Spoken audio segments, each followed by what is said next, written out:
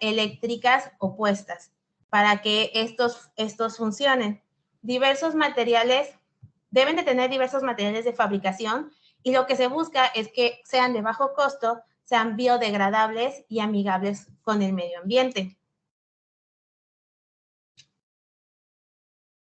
Los modos de operación de los nanogeneradores triboeléctricos son el modo de contacto de separación vertical, el modo de deslizante lateral, el modo de electrodo único, modo de capa triboeléctrica independiente.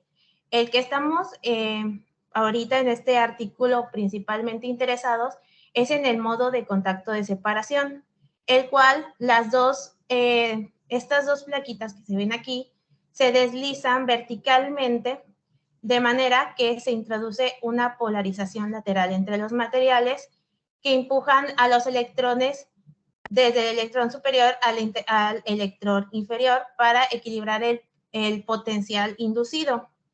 El deslizamiento y cierre de estos periódicos, el deslizamiento y cierre periódicos de estos pueden generar energía alterna.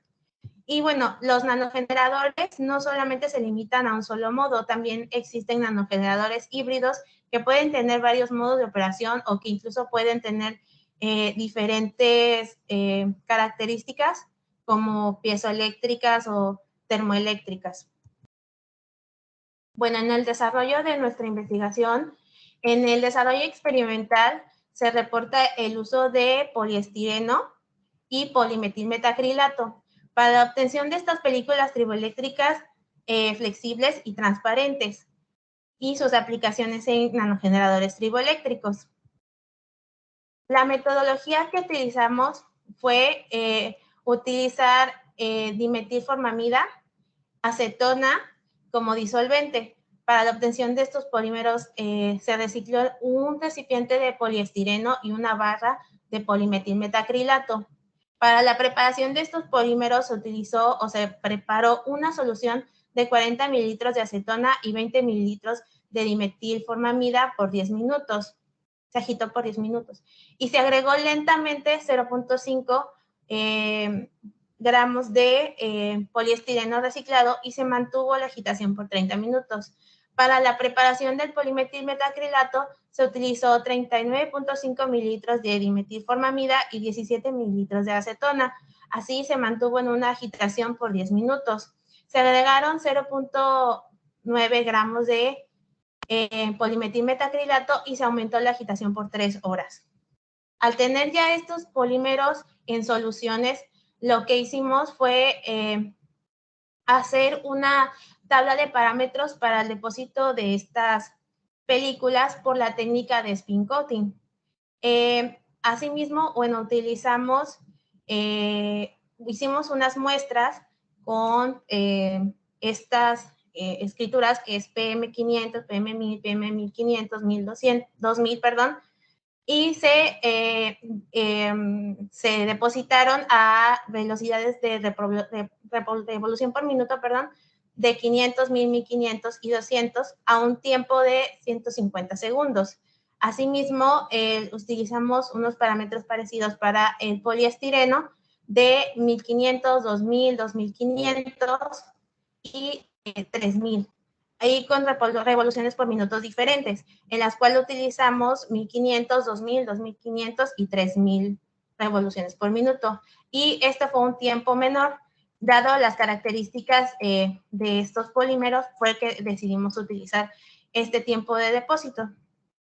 Y bueno, como primeros resultados, tenemos que a medida que se aumentaba la velocidad de giro, disminuye el espesor de las películas depositadas. Esta es una muestra de, aquí podemos ver, esta es una película ya, ya en secado, ya lista para poder hacer las mediciones en un osciloscopio. Y bueno, también ópticamente las muestras presentan alta transparencia y se observa un buen recubrimiento del sustrato. Estos polímeros se depositaron sobre sustratos de PET-ITO. Y bueno, en los segundos resultados tenemos que unos electrodos de cobre los conectamos con una solución de epóxico de carbono y sus puntas las colocamos a un osciloscopio para monitorear y registrar el voltaje generado.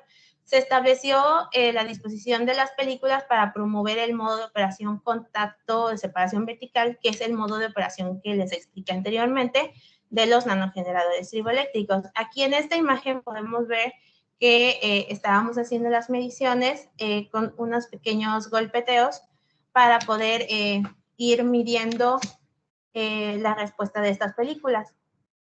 Aquí dejo un breve video. No sé si se pueda ver. Perdone, vamos en el minuto 10.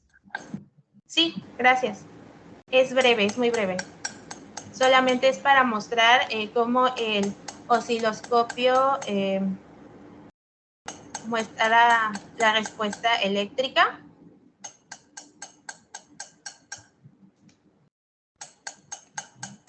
Ok. Y bueno, se realizó el conjunto de pruebas con cada muestra de polimetilmetacrilato y de poliestireno, las cuales las interpusimos y tomamos las muestras. Podemos ver que en estas se llevaron una amplitud de entre 50 electronvolts y de 150 electronvolts. Lo que pudimos notar es que mientras más velocidades o revolución por minuto o más delgada la capa, mejores respuestas eléctricas obtuvimos. Estas son estas son anterior con la de polimetilmetacrilato de 500. Esta fue con la de 1000. Esta fue con 1500. Y me parece que esta es de la de 2000. Y bueno, como conclusiones, observamos que las capas de polimetilmetacrilato y no presentan un efecto triboeléctrico y que se puede utilizar la metodología descrita en el presente trabajo para la obtención de capas triboeléctricas y su implementación tecnológica para tener la oportunidad de diseñar y fabricar dispositivos nanogeneradores triboeléctricos flexibles que sean de bajo costo y que permitan aprovechar fuentes de energía mecánica como las vibraciones o los impactos y su conversión de energía eléctrica para algunas aplicaciones en específico. Asimismo, bueno, como conclusión, se demostró la posibilidad de utilizar polímeros reciclados para obtener películas funcionales para la aplicación en nanogeneradores triboeléctricos. Se llevaron a cabo estos experimentos intercalando las películas, como ya se los mencioné, y con una serie de impactos en la cual se logró observar las respuestas de voltaje. Y también se pudo observar que todas las películas obtuvieron una respuesta eléctrica. Este trabajo forma parte de los esfuerzos que se están llevando actualmente en la búsqueda de fuentes novedosas de energías y de energías renovables también, atendiendo a la necesidad de alimentar las nuevas generaciones de dispositivos electrónicos de baja potencia con un enfoque en Green Electronics y Large Electronics Area.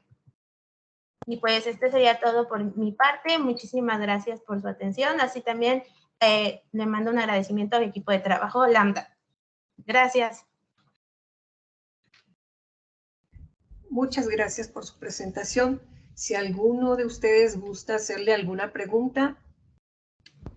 Ya, ¿puedo dejar de compartir? Es que si no, no veo el Teams. Sí, claro. Ok. A ver, permítame, si no, ahí. Ok. Es que si no se ve. Listo.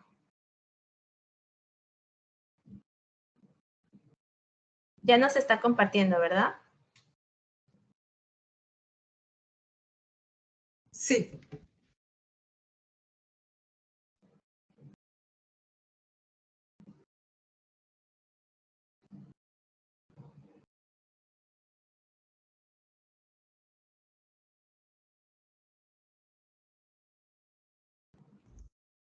Preguntan, ¿cuáles serían las principales diferencias eléctricas o de funcionamiento entre estos dispositivos y los dispositivos piezoeléctricos?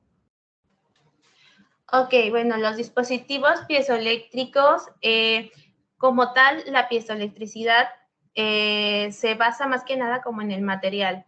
Se deben de buscar y hay materiales específicos para dispositivos piezoeléctricos. En cambio, los nanogeneradores triboeléctricos se puede generar de cualquier material, ya que solamente ahora sí que la diferencia es que se deben de tener materiales de diferentes cargas opuestas. De hecho, en la literatura hay una escala como de materiales que son más positivos y más negativos, pero en realidad la diferencia con los piezoeléctricos es los materiales que se ocupan, que algunos son más limitados en la piezoelectricidad, pero básicamente dentro de sus materiales ya deben de tener propiedades piezoeléctricas. La siguiente pregunta dice que es interesante ver que tienen respuesta de voltaje, pero en corriente, ¿de qué orden está para poder estimar la potencia del sistema? Sé que está de corriente alterna, sin embargo, no es como tal, ahora sí que mi área específica de investigación. Sin embargo, se debería de conectar una resistencia también para poder estimarla. Ay.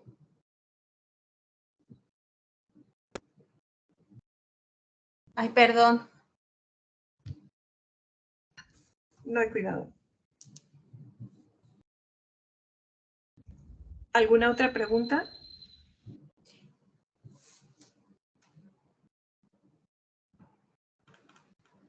¿Cuál es el mayor reto que presentó El en esta mayor reto, los materiales. Al proponer los polímeros, teníamos algunas dudas respecto a si podían dar respuesta eléctrica. Incluso hicimos algunos experimentos antes con óxido de zinc, pero nos dimos cuenta que incluso sin el óxido de zinc, solamente los polímeros, podíamos obtener respuesta eléctrica favorable. Entonces, esa es una de los retos que se tienen, que son buscar los materiales que puedan dar más voltaje o más respuesta de electricidad.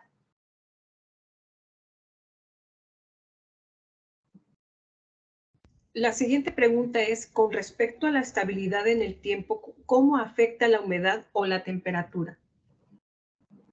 Ok, de hecho sí hay, los polímeros tienen alta pues respuesta a a la humedad. Entonces, en este caso, obviamente al hacer la exfabricación, rápidamente hicimos las mediciones porque sabíamos que climatológicamente podían cambiar o variar. Sin embargo, se están haciendo o se pretende hacer investigación para precisamente como encapsularlas y de manera de que ya no se vean afectadas en un futuro. Pero sí hay mucha respuesta al cambio climático, más que nada a la humedad. Bueno, muchas gracias. Se cierra la etapa de preguntas. Le damos el agradecimiento por haber expuesto la ponencia en este día y quedo a sus órdenes. No sé si alguien más quiera opinar, doctor Gerardo. Sí, muchas gracias a María José Rodríguez Hernández y a todo su equipo de colaboradores, y a nombre del comité organizador de esta edición SIM 2020 le damos las gracias. Más tarde les haremos llegar el reconocimiento y esperamos contar con su asistencia en futuras ediciones. Muchas gracias. Muchas gracias. Hasta luego. Hasta Muchas luego. gracias. Hasta luego.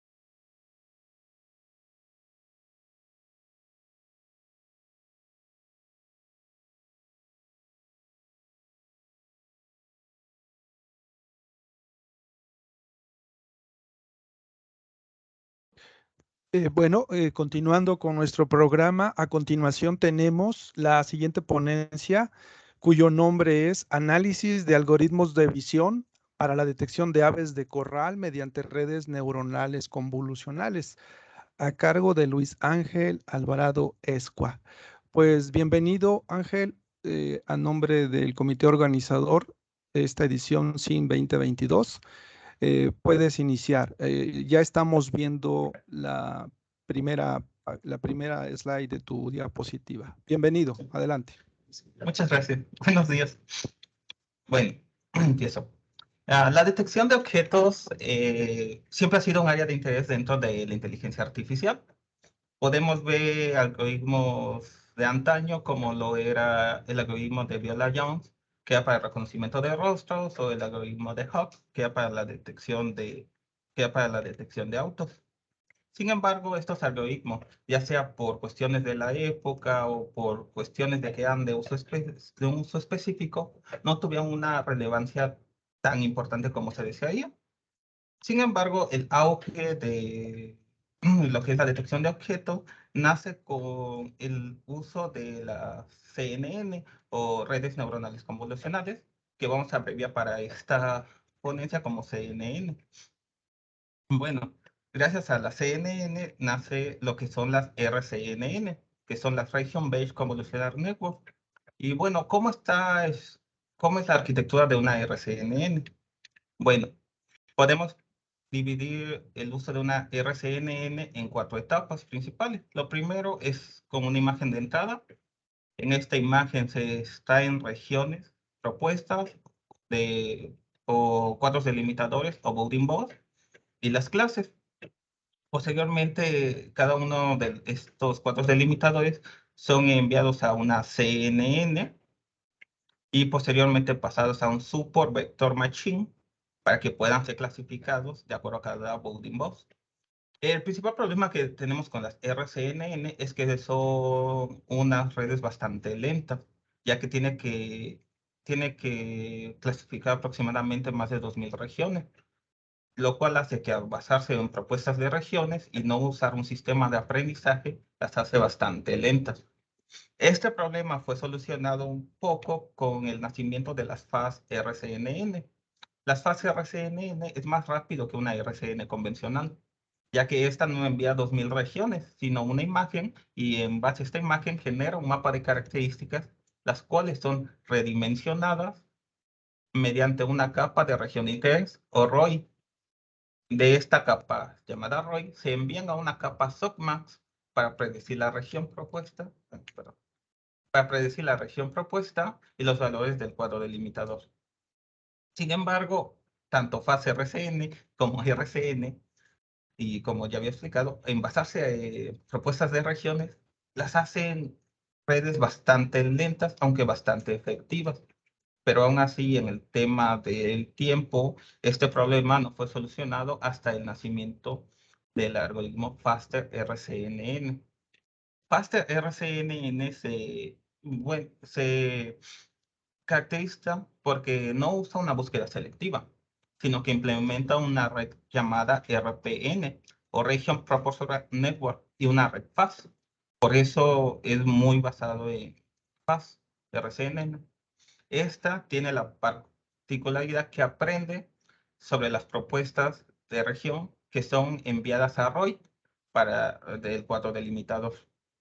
Esto lo hace bastante que lo podamos ejecutar en un tiempo bastante corto y logra sobrellevar las principales desventajas que tienen tanto RCN como Faster RCN. Este algoritmo Faster RCN lo vamos a ver un poco más a continuación con los resultados que obtuvimos. En cambio, también tenemos lo que es una arquitectura con un más RCNN. Este nace a partir de FASTE. La principal diferencia que tiene con RCNN es que se agregan 2 capas convolucionales a la salida de la capa ROI, lo cual hace que pueda construir una máscara. ¿Qué es una máscara? Una máscara más o máscara binaria determina la cantidad de píxeles en un cuadro delimitador o un bounding box que pertenecen al objeto. Como podemos ver en la imagen, la máscara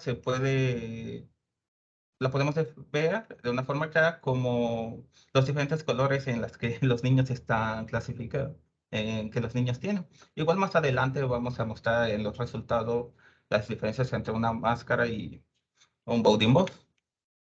Bueno, la siguiente arquitectura que tenemos es YOLO, You Only Love One, o solo miras una vez. Este algoritmo nace de manos de Joseph Redmond y se basa en que principalmente divide la imagen de entrada en S por S cuadrículas, dependiendo de la cantidad de píxeles de la imagen, y dentro de cada cuadrícula de S por S va poniendo diferentes bounding box que van prediciendo las clases y se establece la cantidad correspondiente. Cuando son cuadros iguales, va prediciendo y si son iguales se unen o se van eliminando con una forma para evitar que haya cuadros repetidos. Ese es un método bastante efectivo. Esta es una forma sencilla de ver YOLO. A lo largo de la historia ha tenido diferentes versiones. En este caso vamos a usar la versión 5, principalmente desarrollada por Ultralytics, que actualmente tiene bastante auge dentro de la comunidad y bastantes actualizaciones. Por eso a pesar de ser la versión 5, es una versión bastante actualizada. Y bueno, vamos, ya que expliqué lo que son las arquitecturas importantes, vamos a ver lo que es el desarrollo de este proyecto. Bueno, para el desarrollo de este proyecto se hizo con el uso de un dataset personalizado de aves de corral. Dentro de este dataset se tomaron diferentes fotos en diferentes etapas y días sobre aves de corral en un espacio delimitado con una cámara HD Logitech C920 en una resolución de 1920 por 1080. Estas imágenes que se tomaron se dividían principalmente en entrenamiento, validación y testeo, haciendo una relación de 80-20. Estas fueron etiquetadas, como podemos ver en la imagen, con el software de VIA, con el método del polígono. El método del polígono consiste en intentar etiquetar entre los contornos de la imagen cuando son de figuras que no tienen una forma tan definida, ya sea como un cuadrado o un círculo.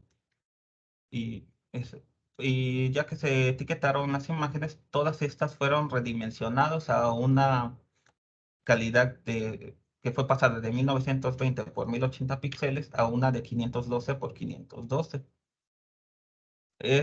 Una vez que ya fueron redimensionadas las imágenes, se exportaron en dos diferentes formatos, porque los algoritmos usan diferentes formatos. En el caso de Faster RCN y Max RCN, se utilizó un formato JSON, y para el formato de YOLO se usó un formato TXT y YAML. Bueno, vamos un poco con el análisis de los resultados de cada algoritmo utilizado. Antes es importante aclarar cómo se miden las métricas de precisión dentro de este algoritmo. Y en este caso, lo que representa AP representa la precisión que corresponde a la métrica para determinar la precisión del objeto. Entre más cercano esté a 100, significa que es mejor. En este caso se hace en base a lo que llamaríamos intersección sobre la unión, abreviado como IO, que la intersección sobre la unión se refiere al cuadro predicho entre el modelo con el cuadro con el etiquetado. En este caso se utilizan dos principales métricas. Una es con una intersección sobre la unión de 0.5 y la otra es una intersección sobre la unión de 0.5 que se le va aumentando de 0.05 en cada vez hasta llegar a 0.95 y se promedia. En este caso, teniendo 10 métricas de valor y promediándose. Esta logra ser bastante precisa y es muy recomendado cuando trabajamos con formatos de Coco. También tenemos lo que es el recall, que el recall lo que hace es que calcula la relación entre el número de muestras positivas clasificadas con la cantidad de muestras positivas que hay. Y bueno, aquí tenemos en el primer algoritmo que analizamos, que era Faster RCNN, tenemos que cuando una intersección sobre la unión es de 0.5, tenemos un valor de 98 0.6, como podemos ver en la gráfica de la derecha. Y cuando tenemos una intersección sobre la unión promediada de 0.5 a 0.95, tenemos un valor de 91.37. Ya podemos ver que nuestro recall es de 94.4. Y aquí podemos ver una imagen con los resultados obtenidos. En este caso podemos ver que las aves de coral las logra detectar todas correctamente y tiene una confianza de 100% de que es, en este caso, un ave de coral. El siguiente algoritmo que tenemos es más RCNN. En este caso podemos ver que baja un poco lo que serían los valores de precisión. Esto se debe principalmente a que, a diferencia de Faster RCNN, más RCNN todavía tiene que crear una máscara de píxeles. Por ende, hace que el valor sea de la precisión pueda bajar un poco. Podemos ver que en una intersección sobre la unión de 0.5 tiene un valor de 98.25.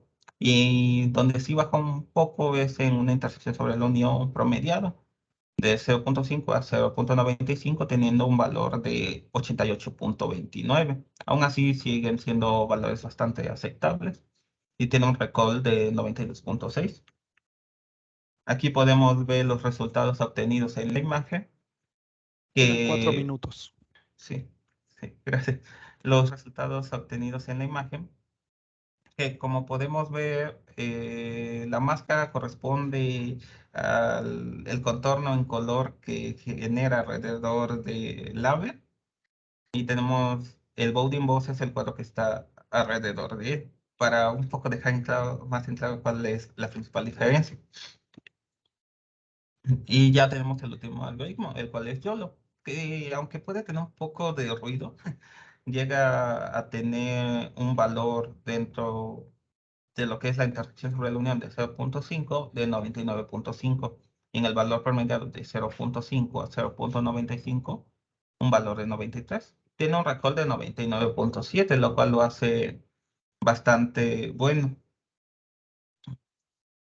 Acá tenemos el resultado de las aves, que si bien no, aunque nos muestra que tiene los mejores resultados en las métricas de precisión, sí no está al 100% seguro de que es un ave de corral. Sin embargo, vemos que tiene un índice de confianza mayor al 90. El más, por ejemplo, en la imagen, el más bajo es de 0.93.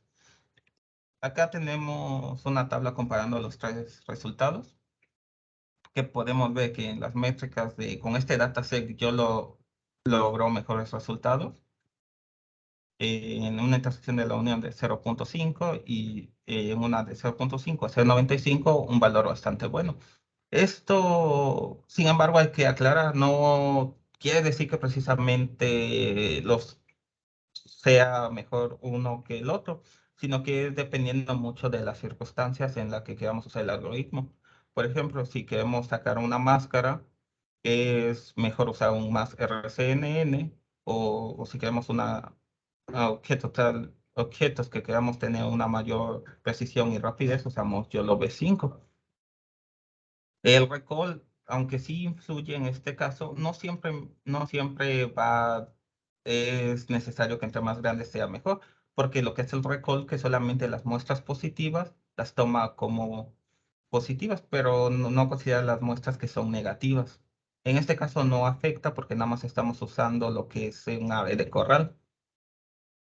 Y bueno, en conclusiones, ese trabajo logra comprobar que, pese a las diferencias en programación y arquitectura de los algoritmos analizados en este artículo, se han logrado resultados bastante similares que cumplen con las métricas de precisión AP de una intersección sobre la unión de 0.5, teniendo a los tres un valor cercano a 100 y con un recall superior a 90.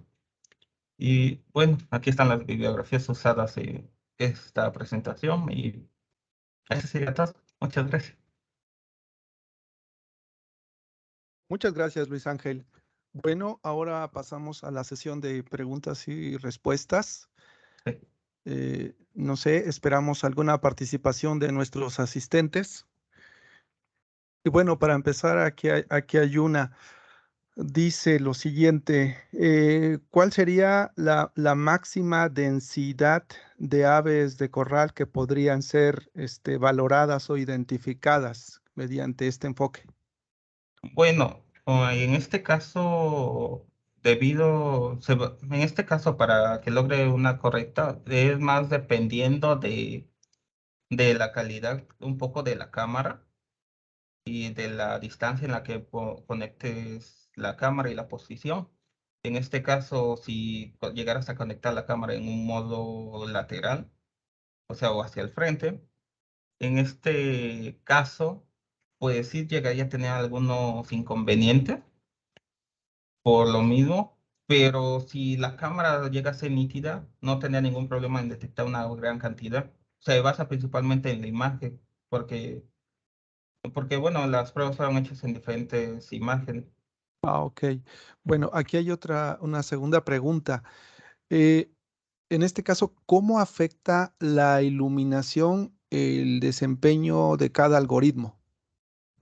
A eso hay que tener muy en cuenta. La iluminación es un factor cuando es lo que es la detección de imágenes, logra ser un factor bastante importante, no solamente principalmente cuando quieres hacer un dataset y quieres hacer buenas imágenes, ya sea que prepares tu dataset para diferentes contornos, bueno, diferentes ambientes que quieras tener, o si lo quieres en un entorno más controlado, tener una iluminación de acuerdo a tu dataset. Ok, muchas gracias. Una tercera pregunta. ¿Cuál es el trabajo futuro que se tiene en mente? Bueno, en este caso, en este proyecto, lo que se planea un poco a futuro es llegar a una implementación principalmente en una granja más grande y principalmente llegar a implementar este algoritmo en una tarjeta microcontroladora como es la Jetson Nano. Ok, acá llega otra pregunta. Eh, ¿Existe alguna restricción para la detección de las aves tomando en cuenta su tamaño o las dimensiones de las mismas? Ah, ya. Bueno, hay que considerar algo muy importante de las aves. Las aves, pues cada día van creciendo.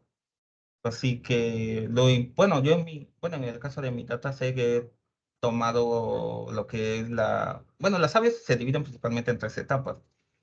Bueno, en el caso de corral, que es cuando son pequeños, que son pollitos, cuando son una etapa pre antes de los pollos y la etapa de pollos. En este caso, en el dataset, como ya se había considerado ese factor, se tomaron fotos en este caso se tomó de la tercera etapa, pero en el dataset que se está elaborando se están tomando las etapas desde que son pollitos a, a que son grandes. Pero Muy, pues, sí, muy bien. Pues agradecemos la participación de Luis Ángel Alvarado Escua y asimismo a su grupo de colaboradores. El tiempo se ha agotado y buscaremos la manera de hacerle llegar otras preguntas que sigan surgiendo al respecto.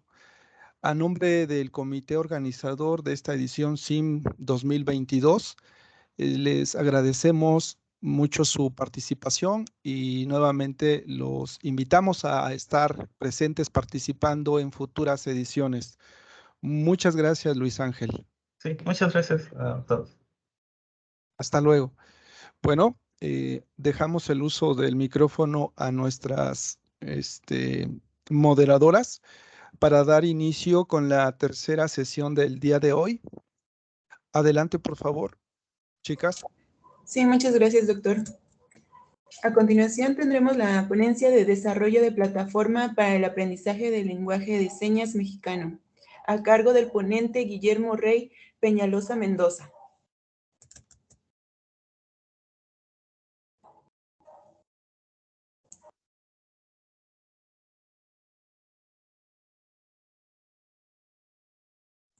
Informamos al ponente si no puede compartir, no los puede hacer llegar y nosotros lo podemos compartir la ponencia, si fuera el caso. Sí, estoy tratando de compartir. Sí, gracias.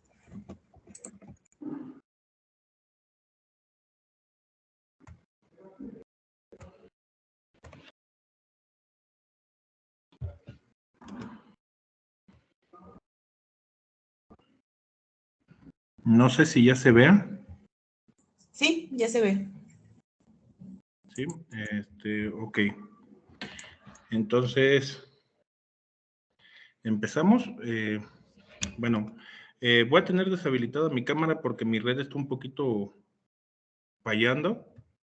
Espero que no haya ningún inconveniente. El tema, ya lo mencionaron, somos 5 colaboradores del Instituto Tecnológico Superior de Pátzcuaro, Michoacán. Empezamos. Actualmente sabemos que para el desarrollo social en la comunidad es importante la comunicación entre todos los miembros de ella. Particularmente la expresión oral ha acompañado siempre al ser humano para hacer las interacciones más fáciles, más entendibles. Cuando nosotros, por ejemplo, queremos algo, lo expresamos de manera oral la mayor parte del tiempo. Sin embargo, un sector de la sociedad no tiene esta capacidad. Entonces, la pregunta que surge ahí, ¿qué ocurre con las personas que poseen alguna discapacidad y no pueden comunicarse? Entonces, hace ya aproximadamente 70 años, se formalizó el lenguaje de señas mexicano. Bueno, el lenguaje de señas en general. Y cada país ha tenido sus variantes. Entonces, a partir de esto, nos vamos al INEGI, y el INEGI nos da como dato, a partir del censo del 2020, que en México existe un total de más de 6 millones de personas con discapacidad, el cual el 22% de las personas con discapacidad son personas que tienen discapacidad auditiva. Esto es alrededor de 1.3 millones de personas. Estas personas que tienen discapacidad auditiva, se les dificulta la interacción con las que no lo padecen debido a que no pueden comunicarse mediante expresiones orales y normalmente utilizan la mímica para esto. ¿Por qué la mímica? Porque la mayoría de la gente no conoce el lenguaje de señas mexicano. También cabe resaltar que para el desarrollo cultural de las personas es necesario la educación. La educación es imprescindible desde el lenguaje básico para que la persona se establezca dentro de un entorno social. Entonces, es completamente necesario que dentro de la educación o la formalización de la educación exista una cultura de inclusión. El problema es que en México la cultura de inclusión no está ampliamente difundida. Aún existe falta de conocimiento sobre el tema dentro de las escuelas y herramientas que permitan una educación de calidad. Esto, a su vez, conlleva a que las personas con discapacidad, particularmente en este caso, discapacidad auditiva, empiecen a aislarse y tener problemas en su desarrollo personal. Entonces, bajo esta premisa de problema, nosotros planteamos una solución. Esta solución viene de la mano de poder brindarles a todas las personas, el público en general, y particularmente a las personas o a los niños que nacen con discapacidad auditiva, una herramienta que les permita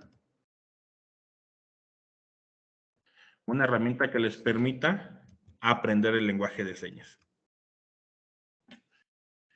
Entonces, nosotros proponemos diseñar y construir una plataforma, tanto de hardware como software, interactiva que permita ser una alternativa para el aprendizaje didáctico del lenguaje de señas mexicano. De tal manera que no sea necesario un especialista para poder utilizarla. Entonces, partimos de ciertos conceptos generales sobre el lenguaje de señas. La enseñanza convencional del lenguaje de señas es que una persona que lo sepa lo transfiere a las demás. Normalmente no hay una formalización de este proceso. Por lo tanto, es necesario no depender de un experto en el tema como tal para que el aprendizaje sea más didáctico, más cotidiano. Al menos en la primera introducción al lenguaje de señas. Actualmente existen manuales los cuales explican el origen y el uso de las señas básicas y desafortunadamente no en todas las escuelas de México tienen esta información. En el lenguaje de señas, de manera general, tenemos dos maneras de aprenderlo. La dactilología, que es generar palabras a partir de cada una de sus letras, donde cada una de las letras tiene un símbolo en especial. Es como cuando empezamos a enseñarle a los niños en kinder cómo escribir. Entonces empezamos letra por letra y sobre esas letras por letras vamos haciendo sílabas y luego palabras. En la dactilología se generan las palabras por símbolos correspondientes a cada una de las letras que forman esa palabra. Y tenemos otra que son los ideogramas. ¿Qué significa esto? Ya son símbolos o acciones con las manos que nos dan una palabra en específico. Caso, por ejemplo, en la imagen que se ve, tenemos escrito mamá en dactilología, que está conformado de 4 señas, y como ideograma solamente es una seña de una letra M que se pone a la altura de la barbilla. Ahora bien, para la práctica del lenguaje de señas, una de las buenas prácticas para la inclusión es no usar joyería, no masticar chicle, ya que estas dos cosas distraen mucho al oyente, en este caso, pues, al receptor del mensaje.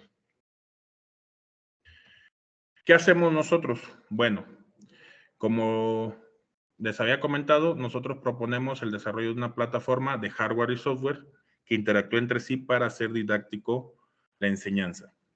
Nosotros proponemos de manera física un hardware que es un guante en el cual nosotros conectamos sensores de flexión o sensores flex en cada uno de los dedos. ¿Para qué? Para que a partir de estos sensores nosotros podamos determinar si hay una flexión o una extensión en los dedos o en su defecto si hay una abducción o una aducción en el movimiento de estos. Es decir, al cerrar la mano, al expandirla o al abrir y cerrar los dedos, nosotros determinamos qué símbolo se está haciendo en seña. ¿Cómo lo hacemos? Bueno, los sensores flex tienen la ventaja de que conforme va flexionándose, nos da una variación en su resistencia eléctrica. Esta resistencia eléctrica la ponemos en forma de un divisor de voltaje junto con otra, como se ve en el dibujito, es un simple divisor de voltaje, y este divisor de voltaje me genera una señal de respuesta que varía dependiendo de la flexión del sensor. En este caso tenemos una tabla donde nosotros vamos registrando los valores de cada uno de los dedos con respecto al sensor flex que tiene para cuando tenemos flexión y extensión. Estos valores que tenemos aquí están promediados, es decir, por ejemplo, en el dedo meñique tenemos una señal equivalente a 0.83 volts cuando está en extensión y cuando está en flexión 2.5 volts. La variación entre cada una de las lecturas es muy parecida. Sin embargo, nosotros la señal analógica, para parametrizar, necesitamos digitalizarla, es decir, meterla a un sistema, en este caso, una tarjeta ESP32, para nosotros tener los datos y a partir de eso determinar si fue extensión o flexión de manera automática dentro del sistema. En este caso, el lenguaje de señas toma en cuenta 3 posiciones fundamentales de los dedos: en flexión, extensión y un punto intermedio, que nosotros le llamamos semiflexión. Este punto intermedio se saca a partir de, literalmente, una sección o un punto medio entre el valor máximo y el mínimo en extensión y flexión de nuestra tabla registrada. Nos quedan 4 minutos, por favor. Sí, Gracias. sí. A su vez, estos valores, estos son para determinar la posición de los dedos. Ahora, también en la dactilología influye el movimiento de la mano. Entonces, para esto usamos un giroscopio que me va a dar la posición, ya sea en supinación o pronación de la mano. Es decir, palma arriba o palma abajo. Junto con esto, desarrollamos una interfaz en Python. Bueno, se hicieron pruebas en Visual Studio y en Python para solamente tomar el dato y mostrarlo en pantalla. Les muestro los resultados. Primero que nada, como el dispositivo puede ser usado por cualquier persona, necesitamos hacer una calibración. Para esto, literalmente solamente es los dedos, ponerlos en flexión, luego en extensión y la mano en pronación y supinación. Luego, aquí en las imágenes tenemos cuál es nuestro prototipo final, que es el guante, y visualmente la interfaz que usamos. Nosotros, por ejemplo, el guante, nosotros hacemos la seña y por medio de Wi-Fi, la tarjeta ESP32 manda la seña a la interfaz que diseñamos y aparece la letra que estamos ejerciendo. Esto para que se valide si estamos haciendo una letra o no. También tiene la interfaz una posibilidad de decirle, quiero hacer la letra A, nosotros la hacemos con el guante y nos aparece si la que estamos generando es la letra A u otra, para asimismo estar practicando hasta que nos salga la seña que queremos obtener.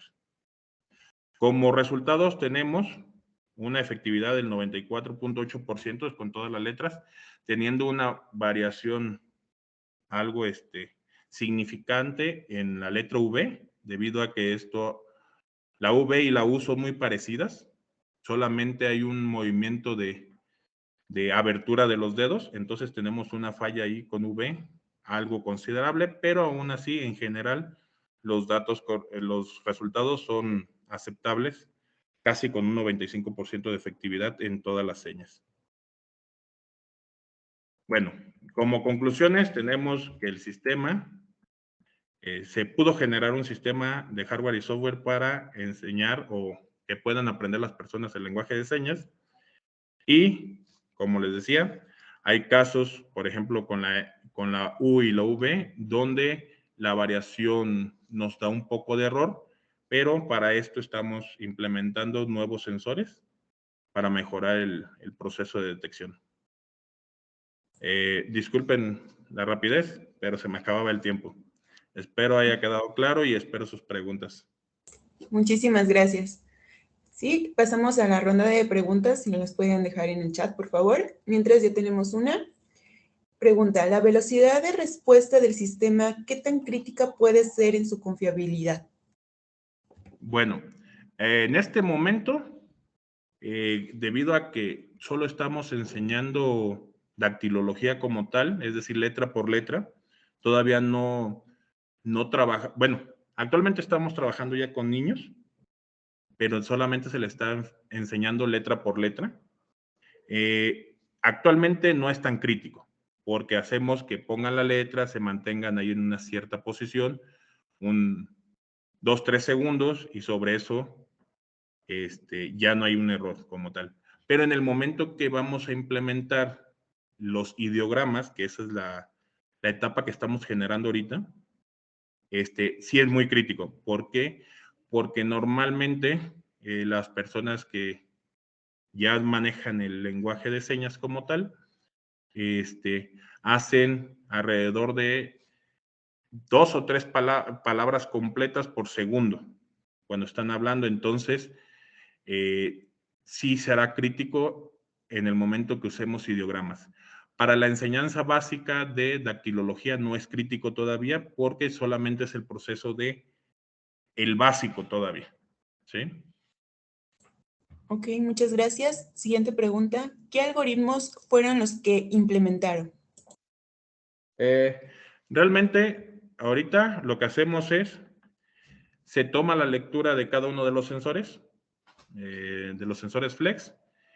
A partir de esta lectura que tomamos en los sensores flex, se pasa literalmente una base de datos donde nosotros tenemos las combinaciones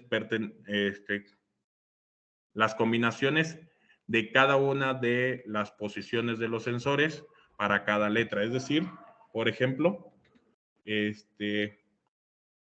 tenemos 3 estados: extensión, flexión y semiflexión, y cada uno de ellos, combinado los 5 dedos, me determina una letra. Y sobre eso mandamos la información solamente a Python y que me la visualiza. Muchas gracias. Siguiente pregunta. ¿Qué diferencia hay en el guante implementado a los que existen actualmente? Diferencias. Ya hay muchos guantes que hacen esto mismo. Lo que estamos haciendo nosotros diferente, se podría decir, es que la interfaz de software sea didáctica para niños. Ahorita tenemos la interfaz, ahí no se alcanzó a ver en las imágenes, pero ya sirve para que se pueda autoevaluar los propios niños al momento de aprender el lenguaje de señas, y esta puede ser usada por cualquier persona que desea aprender lenguaje de señas. Muchas gracias. La temperatura corporal, ¿cómo puede afectar el desempeño de los sensores, así como el sudor de las manos? De hecho, particularmente, como les decía, hay una etapa de calibración. Cuando el usuario se pone el guante, se calibra a las condiciones que en ese momento está el usuario, que tiene el usuario para implementar el guante. Y debido a que solamente se están tomando tres parámetros como tal para la lectura, la variación debido a la temperatura, la variación de la resistencia debido a la temperatura es mínima con respecto al rango de separación que hay en cada uno de los parámetros. Ok, muchas gracias. Quedan otras preguntas pendientes. Se las haremos llegar vía correo, esperemos. Y a nombre del Comité SIM 2022, le agradecemos su participación en la ponencia y al ponente Guillermo Reyes Peñalosa Mendoza, así como su grupo de colaboradores. Muchas gracias y esperamos contar con su participación en el siguiente año. Muchas gracias.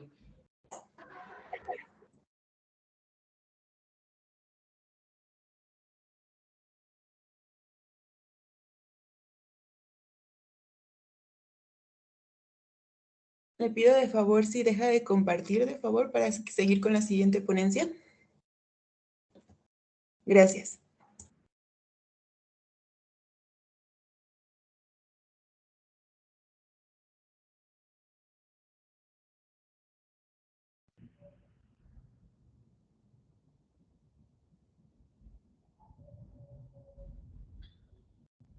Hola, ¿qué tal? Buenos días. Bueno, nuestra siguiente ponencia es Sistema de medición de temperatura y humedad con interfaz gráfica embebido en microcontrolador Raspberry Pi.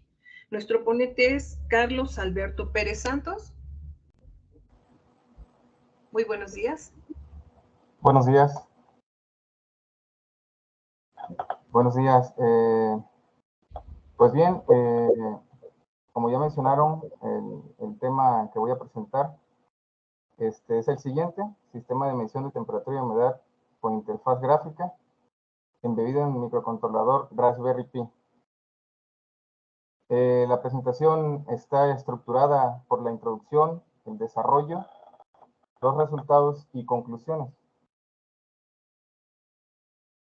Pues bien, controlar y medir las variables de la humedad y la temperatura impactan en la calidad final de un producto. El censado de la temperatura es una de las actividades más comunes y más importantes dentro de los procesos tanto industriales como comerciales.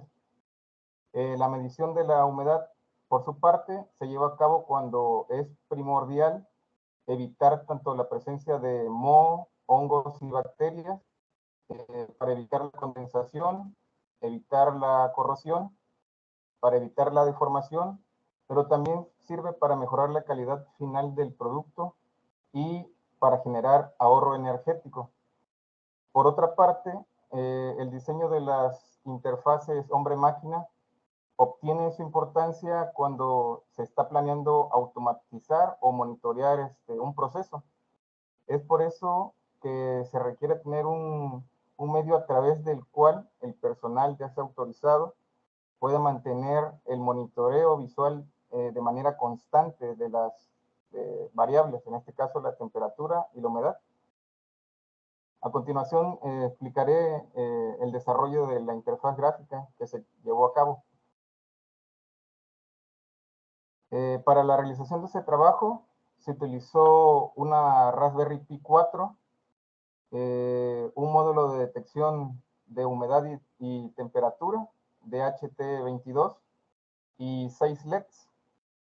En este caso, ¿cómo se llevaron a cabo las conexiones? Pues bien, el pin del GPIO 23 es el que va conectado al sensor DHT22 y los pines GPIO 17, 27 y 22 se utilizaron para conectar los LEDs correspondientes a las alarmas de la humedad. Por otra parte, los pines GPIO 5, 6 y 26 se utilizaron para conectar los LEDs correspondientes a las alarmas de la temperatura. Por ejemplo, para la realización de la interfaz de usuario, se utilizó la librería PyQt5. Esta librería es de Python, la cual cuenta con un conjunto de herramientas para crear aplicaciones GUI, que son Graphical User Interface. Como primer paso, se obtienen los datos y esto se realizó iniciando el sensor DHT22 en el GPIO 23, utilizando la librería Adafruit DHT. De la librería GPIO 0 se importa el módulo LED para asignar a cada pin un LED. Como ya había mencionado anteriormente, el GPIO 17, 27 y 22 están asignados para las alarmas de la humedad y los GPIO 5, 6 y 26 para las alarmas de la temperatura. Las variables utilizadas en el código son las que se muestran a continuación. Aquí, tanto la variable de la humedad y la temperatura se inicializan en 0. Esto para cuando la Raspberry Pi empiece a recibir los valores del sensor, esta variable van a tomar los valores de dicho dato recibido. En este código se muestra el formato de las gráficas mediante las variables GraphWidget1 para la humedad y GraphWidget2 para la temperatura. ¿Qué es un widget? Bueno, en este caso los widgets en Python son objetos que tienen una representación en la interfaz, como por ejemplo pueden ser una caja de texto, un desplegable como la combo box, una casilla de verificación como la checkbox, etc. Asimismo, también se muestran los valores en el eje X y en el eje Y. En el eje X irá el tiempo en segundos y en el eje Y el porcentaje para la humedad. Por lo consiguiente, para la temperatura, en el eje X irá el tiempo en segundos y en el eje Y los grados Celsius, respectivamente. En esta parte del código, los puntos de ajuste están conectados mediante la instrucción value change al sensor de HT22 para que cuando la Raspberry Pi lea los valores obtenidos de la humedad y la temperatura, las alarmas con los valores ingresados mediante el spin box se modifiquen esos rangos. Entonces, los rangos permitidos para esta interfaz gráfica que se pueden ingresar son de 0 a 100% para la humedad y de menos 40 grados Celsius a 80 grados Celsius para la temperatura. Esto es porque es el rango de temperatura que puede censar el DHT22. Bueno, pues bien, para obtener información del sensor DHT22 se ejecuta la función obtención dato DHT22. Esta función lo que hace es mandar a llamar los datos para que la Raspberry Pi esté permanentemente solicitando y recibiendo esos datos de la humedad y la temperatura.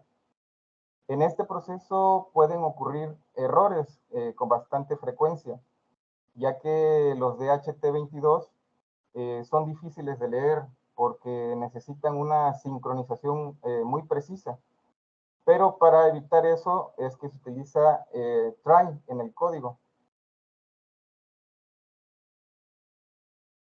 Se estableció también un código que ejecuta las alarmas visuales, tanto físicas como en la interfaz gráfica.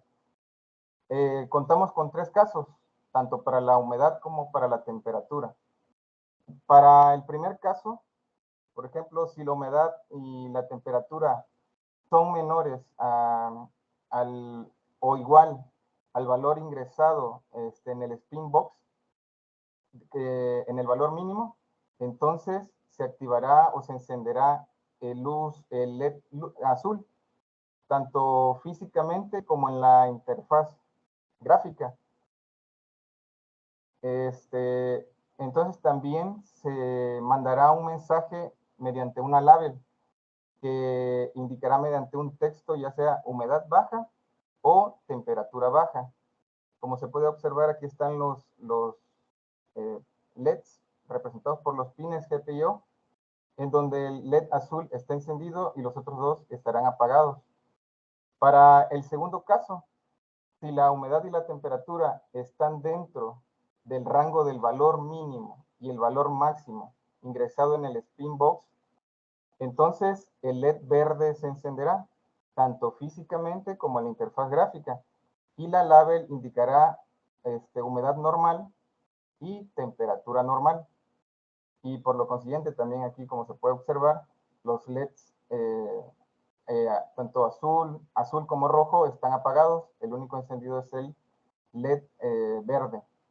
Y para el tercer caso, si la humedad y la temperatura son mayores o igual al valor ingresado, al valor máximo ingresado en el spin box, entonces el LED rojo se encenderá tanto físicamente como en la interfaz gráfica, y la label mostrará humedad alta y temperatura alta. Por otra parte, para poder graficar las variables de la humedad y la temperatura, fue necesario implementar las siguientes funciones, las cuales están enlazadas mediante un reloj, qtcore.qtimer. ¿Esto qué es lo que hace? Pues detener y eliminar los últimos valores visualizados, y así como también limpiar el espacio de la gráfica para posteriormente actualizar la gráfica en el tiempo de refresco de 1 segundo. La siguiente función def actualizar. 4 minutos. Sí, gracias. Esto lo que hace es actualizar tanto el eje X, que es el tiempo, y el eje Y de la amplitud de las variables de las gráficas. Por último, se muestra el código que generan las líneas de las gráficas que están formados por los datos obtenidos por el sensor de HT22 de la humedad y la temperatura. Aquí se pueden cambiar el color de la línea y el grosor de la línea, tanto para la temperatura como para la humedad. Y a continuación mostraré los resultados obtenidos. Como se puede observar, cuenta con una progress bar circular, que también cuenta con una label que indica el valor de la humedad y la temperatura respectivamente. Cuenta con una sección de las alarmas, con sus indicadores, y la gráfica de la humedad. Tanto el eje X va cambiando con el tiempo, tanto el eje Y, por ejemplo, aquí si fuera una temperatura de 60 grados, obviamente tendría un valor máximo de 60 y los rangos correspondientes. Del lado derecho se pueden observar dónde se introducen los set points, tanto para la humedad mínima, la humedad máxima, temperatura mínima y temperatura máxima. En este caso, aparece humedad alta porque los valores mínimos y máximos, porque el valor de la humedad sobrepasa tanto el valor mínimo como el valor máximo. Entonces 31.3 ya está fuera del rango, por eso marca humedad alta. La temperatura normal lo marca en verde porque está dentro del rango de la temperatura mínima y la temperatura máxima. Entonces así es como funciona. Estos push button, ¿para qué me sirven? Bueno, para cambiar la gráfica que quiero visualizar. En este caso, si nosotros le damos clic a la temperatura, pues ya va a cambiar de gráfica. Todo lo demás queda igual, menos la gráfica, es lo que se va modificando.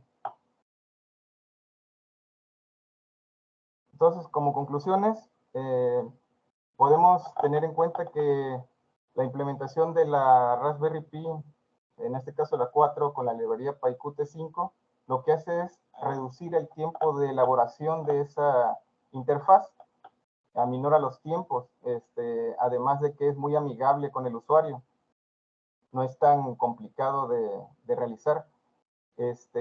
Y por otra parte también vemos que al correr la interfaz podemos observar que al ingresar los valores de la humedad y la temperatura máxima y mínima en los Spinbox, estas condicionan el funcionamiento de las alarmas. Por tal motivo, la interfaz puede ser utilizada como un sistema de monitoreo de humedad y temperatura en diversos procesos educativos didácticos que requieran la implementación de esta interfaz. Pues bien, por mi parte sería todo. Muchas gracias. Muchas gracias. Ahora entramos a nuestra etapa de preguntas.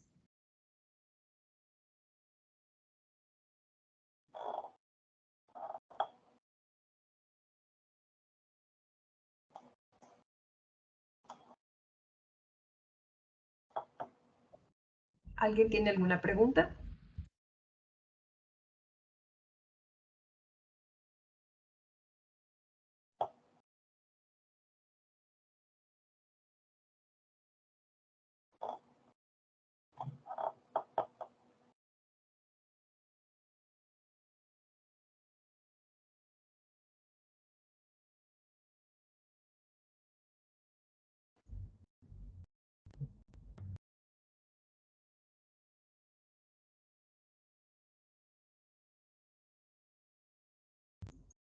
La primera pregunta es, ¿puedo adaptar este sistema a una automatización de un invernadero?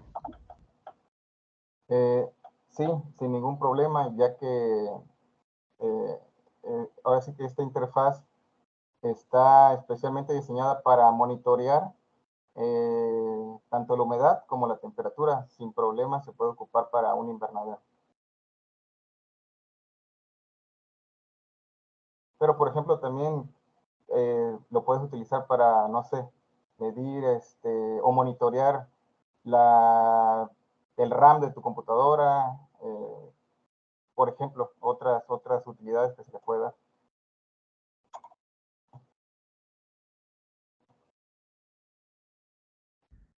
Bueno, creo que hoy no hubo muchas preguntas, pero si surgen nuevas preguntas, se las haremos llegar por correo.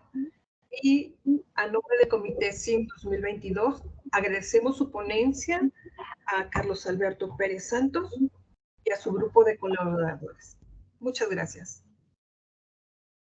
Sí, gracias.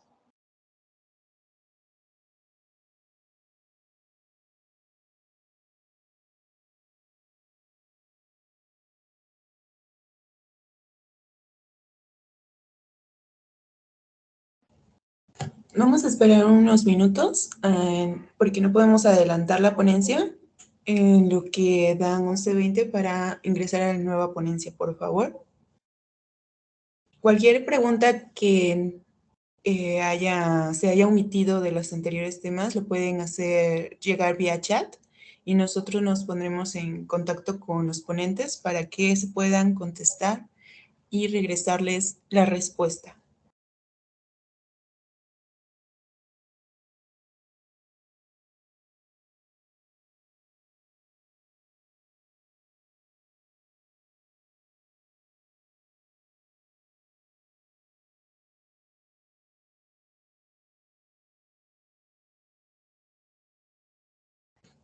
Me informan que sí vamos a iniciar con la siguiente ponencia, por favor, a cargo de el ponente Anilú Martínez Ramón. Si nos puede compartir, por favor.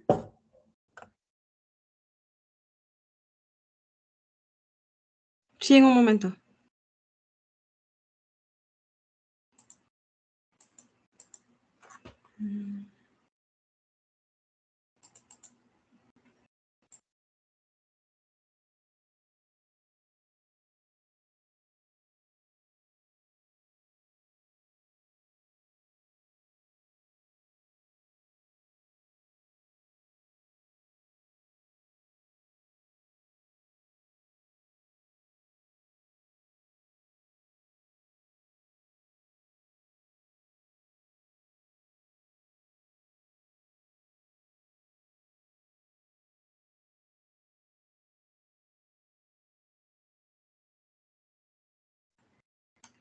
Ahí pueden ver mi presentación. Sí, ya se puede visualizar. Ok. ¿Empiezo de una vez entonces? Sí, ¿Se puede, tan amable? Voy a iniciar con el nombre. Ok. La siguiente ponencia se titula Implementación de Raspberry Pi con broker para interacción entre dispositivos IoT, a cargo de ponente Anilú Martínez Ramón. Por favor. Sí. Hola, ¿qué tal? Buenas tardes. Bueno, espero que se vea bien y me escuche claramente. Y bueno, para introducirnos a este trabajo, es relevante hacer mención sobre el IoT o el Internet de las Cosas. ¿Qué es el Internet de las Cosas? Es la interconexión de dispositivos que generan e intercambian datos entre sí. Lo que caracteriza a esta tecnología es que se realiza sin intervención de alguna persona y también se realiza de forma inalámbrica por medio de una red local o ya sea pública como lo es el Internet. Un ejemplo claro de la implementación del Internet de las Cosas y que creo que es con la que tenemos más interacción es en la domótica, en la automatización del hogar o de las casas, como por ejemplo en la automatización de luces en su encendido y apagado dependiendo de la claridad del ambiente. O poniendo un ejemplo hipotético, ya sea que yo tenga un despertador conectado a internet y que 5 o 10 minutos antes de que yo me levante se conecte con una cafetera que también está conectada a internet y entonces se encienda, así cuando yo me levante ya pueda tomar el café caliente, ¿no? Así igual otros dispositivos que se conectan a internet como televisiones inteligentes, refrigeradores también inteligentes, los relojes también que están conectados a internet o los asistentes de voz como el de Google y Alexa. Otros ejemplos de aplicación son en el sector agrícola, sector salud, también para el desarrollo de ciudades inteligentes, industria 4.0 por mencionar algunos. Perdón que le interrumpa, si fuese usted tan amable de compartir la pantalla. ¿Sí? Se ve solamente si lo pudieses hacer más grande, nada más, por favor. Ok. Pero, ¿cómo? Pero sí se visualizaba, sí la tenías compartida, solamente que se vea en pequeño. ¿Y ahí se ve? No, ahí ya no se ve. Ok. Déjeme compartir de nuevo.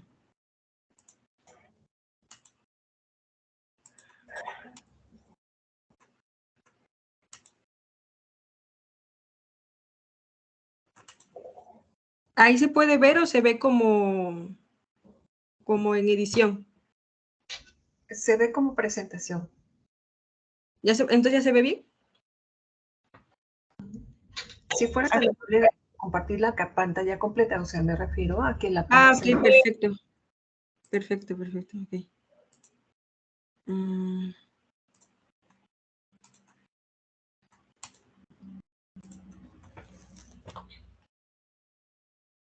Ah, ¿ya pueden ver mi pantalla completa entonces?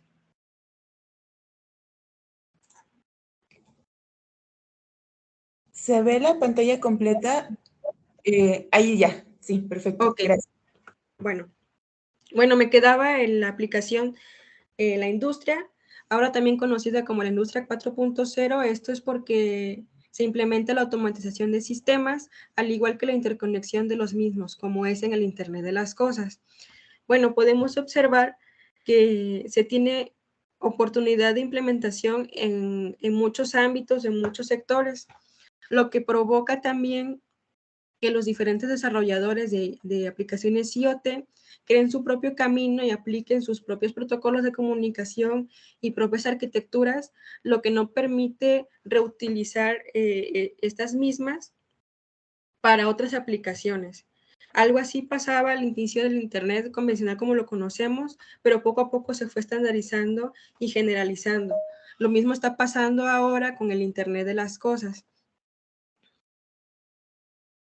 Una propuesta muy acertada es la que se presenta en esta figura, que fue creada por el autor Mario Cruz Vega en su libro Las tecnologías IoT dentro de la industria, donde integra los diferentes componentes que integran una aplicación IoT, que está complementado por objeto conectado, tecnologías de red, plataformas IoT, aplicación IoT y para comunicar todos ellos, pues protocolos de comunicación.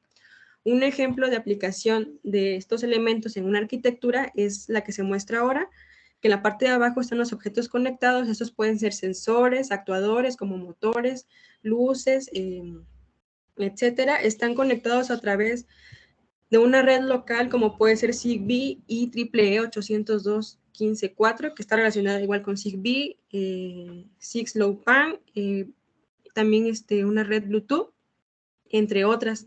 También aquí podría caber la ahora famosa también LoRaWAN, que también se está implementando mucho en tecnología IoT. Bueno, ya una vez conectados, se conectan a través de la red o a Internet por medio de redes celulares, Wi-Fi o Ethernet, u otras tecnologías que estén basadas en IP. Ya después se comunican con las plataformas y aplicaciones IoT por medio de protocolos MQTT. Esta está especializada para aplicaciones IoT o también puede ser HTTP o COAP. Las aplicaciones y plataformas IoT pueden ser APIs, plataformas en la nube o aplicaciones desarrolladas por el mismo desarrollador de la aplicación IoT, como puede ser una aplicación en el teléfono, una aplicación web o un software en la computadora.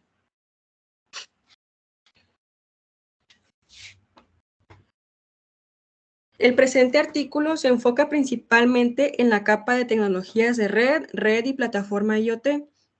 Se busca la mejor arquitectura para monitorear sensores y controlar actuadores de forma remota utilizando Arduino Uno como dispositivo de adquisición de datos y el dispositivo Blue como puente de comunicación. El dispositivo Blue está basado en, hay dos dispositivos Blue, uno que está basado en el SP32 y otro en el SP8266. El que se utiliza en este trabajo es el SP32, que se llama Blue 32. Este dispositivo está programado con un entorno de trabajo para conexiones Wi-Fi llamado IoT Framework. El Blue 32 se puede configurar su conexión Wi-Fi, puede enviar y recibir datos desde Internet, integrar con plataformas de desarrollo como lo es Arduino por medio de comunicación serial También cuenta con una librería para Arduino, donde se pueden configurar WebSockets, comunicación serial. También se puede operar como servidor web, se puede comunicar con Firebase y también tiene comunicación MQTT, entre otras opciones. En esta figura se muestra la arquitectura de comunicación en la que se basa todo el trabajo, empezando por el Arduino Uno, que como ya lo mencioné, se comunica con el sistema físico, está conectado al sistema físico a controlar y monitorear por medio de sus entradas analógicas y salidas digitales. Y se utiliza la librería Blue para comunicarse con el dispositivo Blue32 por medio del puerto serial con los pines TX y RX. Ya el Blue32 le da conectividad MQTT a Arduino, perdón, y por medio de una red Wi-Fi se comunica con el broker, que en este caso va a ser una Raspberry, y las interfaces de usuario igual van a estar comunicadas con el broker por medio de MQTT. Las interfaces gráficas están desarrolladas con el lenguaje de programación Python y se utiliza Qt Designer para el diseño de la interfaz, al igual que se utiliza PyQt para la programación de sus eventos. Bueno, nada más hacer la mención de unos puntos del protocolo MQTT para entender un poco mejor cómo funciona la arquitectura de comunicación. MQTT es un protocolo de mensajería con un modelo de publicación y suscripción de cliente-servidor. Se ejecuta sobre TCP/IP.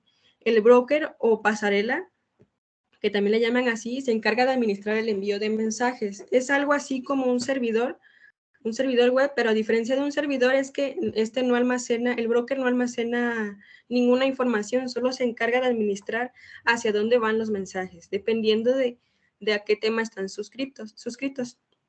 También se le llama cliente a un dispositivo conectado al broker, como en este ejemplo, los clientes serían el Arduino en conjunto con Blue y las interfaces gráficas donde se visualiza los parámetros. Y un cliente puede ser suscriptor, publicador o ambos. ¿A qué me refiero con esto? El publicador es aquel que manda mensajes y el suscriptor es el que está esperando los mensajes. Entonces un cliente puede enviar y recibir al mismo tiempo, o puede solo publicar o puede solo estar esperando mensajes.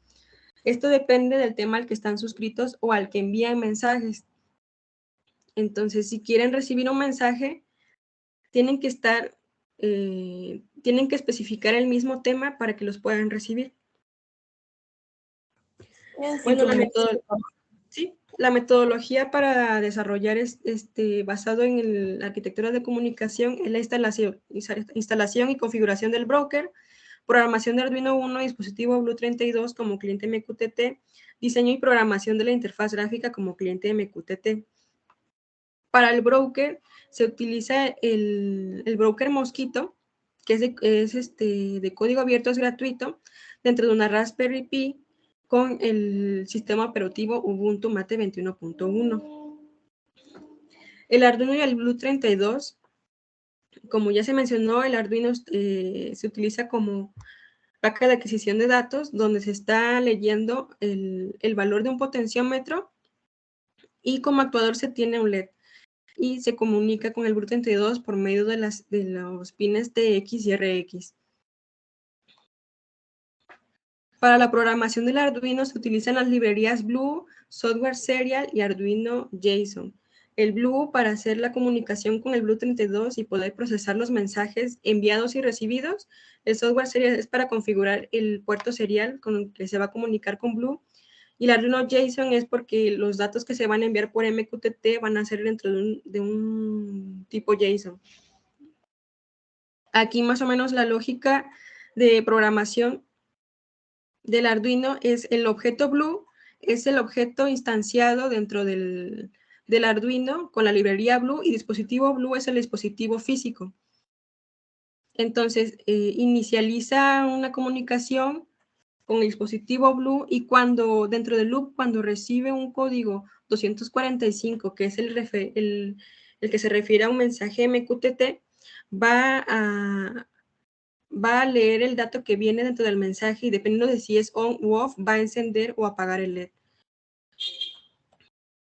Y el potenciómetro, cada vez que cambie su lectura, que cambie su valor, va a enviarlo al dispositivo Blue. Y este a su vez lo va a mandar al broker especificando el tópico y el contenido del mensaje. Para la interfaz gráfica, se utiliza Qt Designer para el diseño de la interfaz, el lenguaje de programación Python, la librería PyQt para programar los elementos de la interfaz, el cliente PaHu para la comunicación MQTT. Y aquí se puede observar la interfaz, tiene 2 botones para encender y apagar el LED. Se puede ver en una etiqueta el valor actual del potenciómetro, el estado del LED, y en una gráfica el historial de los valores que ha tenido el potenciómetro. Aquí se muestra un diagrama para explicar un poco de cómo funciona la interfaz gráfica. El usuario va a oprimir o apagar el LED por medio de los botones que se muestran aquí. Entonces, al oprimir los botones, va a publicar este dato al broker y ya sea especificando la IP del broker, el tópico y el mensaje, ¿no? Ya sea que esté encendido o esté apagado. Y ya dependiendo de quién esté suscrito, en este caso va a ser el Blue, en conjunto con Arduino, va a recibir el dato y va a hacer lo que tenga que hacer con él, ¿no? Dentro del cliente PaHu se encuentra el callback, bueno, el cliente PaHu de Python funciona por medio de callbacks o devoluciones de llamada. Entonces, cada vez que le llega un mensaje, va a ejecutar la función que está enlazada con esta devolución de llamada. En este caso es onMessage. Entonces, cada vez que llega un mensaje, disculpen, aquí es con doble L, me equivoqué, va a ejecutar.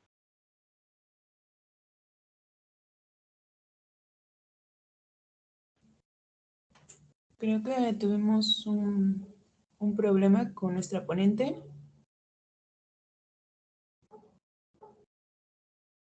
Al parecer falló su internet.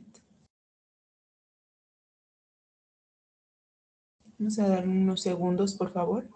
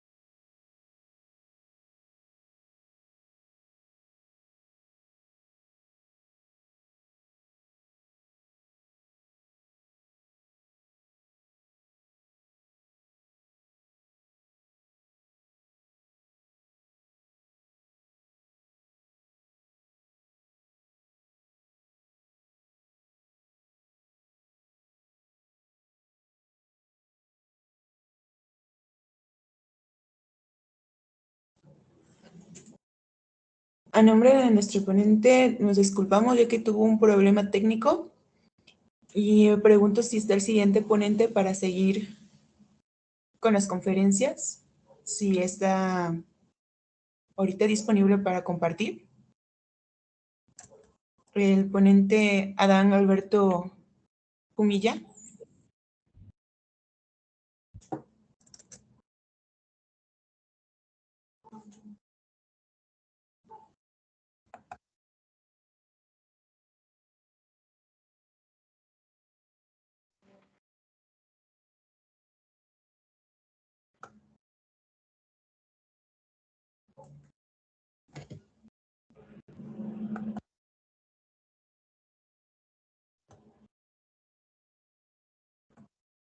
Bueno, estas situaciones pasan. Desafortunadamente, y a manera de chiste, quizás ya están despertando los señores estos asiáticos y bueno, pues ya están consumiendo el grueso de la red. Entonces, para darle continuidad a nuestro evento, solicitamos en caso de que ya se encuentre aquí en la sala nuestro siguiente ponente, Adán Alberto Humilla Corral. Muchas gracias, buenos días, bienvenido. Sí, muy buenos días a todos. Un fuerte abrazo desde la ciudad de Mexicali. Sí. Mucho gusto, Adán. Muchas gracias y bienvenido a este evento. Bueno, entonces, continúo yo al frente de esta última ponencia para darle la bienvenida a Adán Alberto Jumilla Corral, quien viene a exponer el trabajo denominado Power Quality Uses in a Hospital at Government Sector in Mexicali, Baja California, México. Pues adelante, bienvenido y como lo decíamos anteriormente, a nombre de nuestra anterior ponente, les pedimos una disculpa y bueno, pues vamos a continuar. Adelante, por favor. Sí, ya está compartida la pantalla, ¿sí la están viendo? Sí. Perfecto, perfecto. Bueno, esta mañana tengo el gusto de presentar un caso de estudio, ¿verdad? Dentro del marco del coloquio de investigación multidisciplinaria en Orizaba. El título de este caso de estudio es Problemas de calidad de energía en Hospital del Sector Salud en Mexicali, Baja California, México. La pregunta con que iniciamos la sesión, esta presentación es, ¿qué es la energía eléctrica? Entonces nosotros nos podemos ir al concepto básico, el que encontramos en los libros de texto, que nos dice que la energía eléctrica pues es la capacidad de realizar un trabajo mediante el movimiento de cargas eléctricas, ¿verdad? Pero si nos ponemos desde un punto de vista más general, la energía eléctrica es un detonante del progreso, ¿verdad? Es un detonante del progreso social, económico, industrial, político, cultural. Esto lo podemos ver solamente con el imaginarnos, ¿no? ¿Qué sería de nuestra vida cotidiana si carecemos de la energía eléctrica, ¿verdad? Pero sobre todo lo más importante, la energía eléctrica es un producto de consumo. ¿Por qué es un producto de consumo? Pues porque nosotros lo requerimos y pagamos por él para satisfacer ciertas necesidades, ¿verdad? Necesidades muy particulares de cada uno de los usuarios de este producto de consumo llamado energía eléctrica. Y como todo producto de consumo, nosotros requerimos ciertas características del mismo, ¿verdad? Número uno, y esto es general cuando nosotros preguntamos qué características son necesarias de la energía eléctrica, pues nosotros queremos una continuidad en el servicio eléctrico, ¿verdad? Nosotros requerimos energía eléctrica las 24 horas del día de los 7 días de la semana por los 365 días del año. Eso es nuestro principal requerimiento, ¿verdad? Si no, cuando carecemos de ella, andamos ahí preocupados y nuestra vida cotidiana se ve truncada, ¿verdad? Precio adecuado. Este es un tema espinoso, ¿verdad? A lo largo de la historia del consumo de energía eléctrica, cuál es el precio adecuado de la energía, sobre todo para nosotros que vivimos acá en el norte del país con temperaturas extremas, ¿verdad? En verano. Ya gracias a Dios, a partir de esta semana aquí en su casa ya Mexicali, ya las temperaturas ya han disminuido y hay un clima bastante agradable, ¿verdad? Y necesitamos calidad en el servicio eléctrico. Ahí es donde centramos nuestra investigación, ¿verdad? ¿Qué es la calidad de la energía eléctrica, verdad? Si nosotros investigamos el concepto de calidad, los libros de texto nos comparten que son un conjunto de propiedades y características que tiene un producto y que esas propiedades y características son capaces de satisfacer necesidades, gustos y preferencias y cumplir con las expectativas del consumidor. Con este concepto podemos nosotros definir que la calidad de la energía eléctrica es un conjunto de propiedades, ¿verdad?, que tiene el suministro eléctrico y que satisfacen las necesidades del consumidor. Aquí es muy importante, ¿verdad?, porque no todos los consumidores de energía eléctrica son iguales. Hay consumidores industriales, hay consumidores residenciales, hay consumidores comerciales, y para cada uno de ellos, por lo tanto, el concepto de calidad o las propiedades y características de ese suministro pueden llegar a ser diferentes. Por el otro lado, tenemos el concepto contrario a la calidad de la energía. ¿qué es un problema o qué es la falta de la calidad de la energía?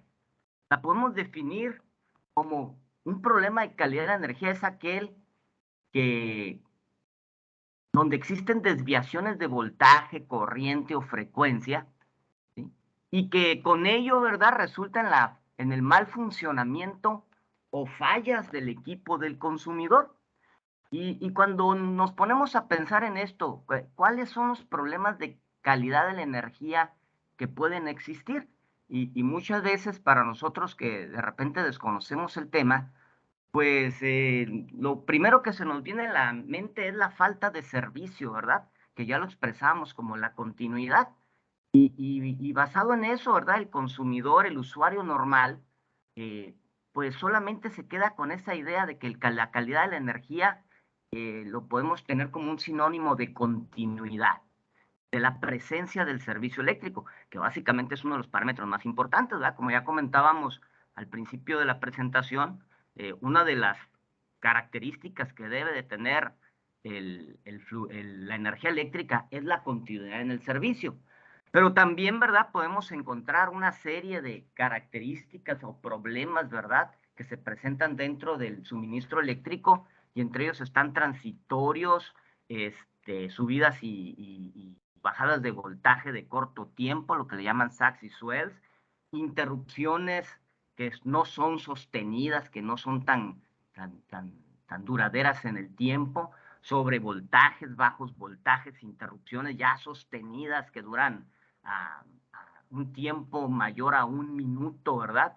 Tenemos sobrecorrientes, desbalances de voltaje, desbalances de corrientes, armónicos, interarmónicos, subarmónicos y algunos otros parámetros problemas que distorsionan la forma de onda, ya sea del voltaje de la corriente, como son los offsets de corriente directa, muescas, ruido, fluctuaciones de voltaje, lo que se conoce como flickers, o variaciones en la frecuencia. Entonces, esta información nos da una referencia de que hay muchos problemas en la calidad de la energía que pueden presentarse, y no solamente la ausencia del suministro eléctrico puede ser un problema específico. En nuestra investigación, ¿verdad?, lo que se trata de tratar, ¿verdad?, de desarrollar es que resulta que en los hospitales, ya sea tanto el sector público como en el sector privado, existen pues equipos de altamente susceptibles a esos problemas de calidad de la energía, ¿verdad? Tenemos equipos de tomografía, resonancia, rayos X, ¿verdad? Los cuales requieren de un servicio, de una alimentación de alta calidad. Pero a la vez, estos equipos, por su funcionamiento, generan esos problemas de calidad de la energía. Y esos problemas de calidad de energía provocados por el mismo usuario pueden en un momento dado llegar a perturbar, ¿verdad?, o a molestar a otros usuarios que están cerca de ellos, ¿verdad?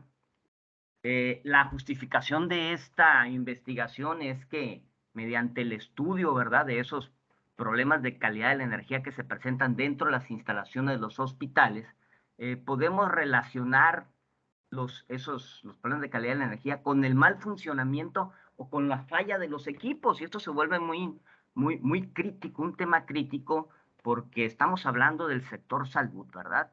En el momento que un paciente, que un usuario requiere de un estudio especial, tomografía, resonancia, y que los equipos no se encuentren en condiciones, pues se vuelven problemas pues de vital importancia, ¿verdad? Analizando el estado del arte, pues existen estudios similares a estos en diferentes partes del mundo, ¿verdad?